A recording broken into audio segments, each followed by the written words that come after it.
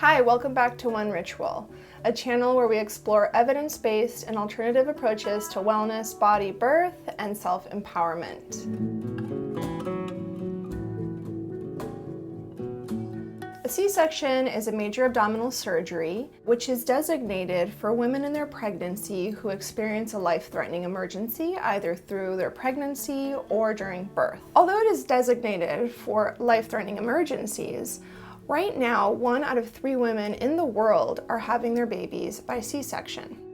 Although many people elect to have this surgery for their birth, there are also many women who do not elect to have the surgery for their birth as they are aware of the many associated risks.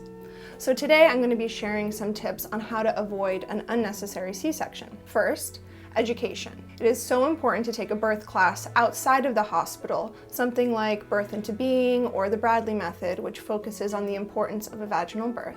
Second, you're going to want to stay low risk. This means exercise, high protein diet, and other modalities that help relax and calm the nervous system.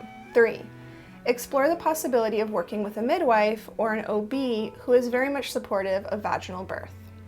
4, establish a supportive birth team. This means getting your partner on board or a family member that supports you, or perhaps a doula. This is very important during labor because in moments where you need someone to advocate for you, they can be there to offer that support. They can offer emotional support, physical support, and make sure that you have everything that you need to get through the birth. And 5, avoid unnecessary interventions. 2 unnecessary interventions that are very common are Pitocin and an epidural. Pitocin is a chemical induction drug used to stimulate labor. It can work sometimes, but sometimes not. And in that situation, it can really stress out the heart rate of the baby, which often leads to a C-section. And then there's the epidural. The epidural is a long needle that is inserted into the spinal cavity of the mother that drips fentanyl and lidocaine into her system. The issue with this procedure is that it can affect the baby's heart rate and sense of being during the birth. It can also block any sensation that the mother has, which prevents her from walking around during labor. And oftentimes, when we can't walk around during labor, our labor slows down.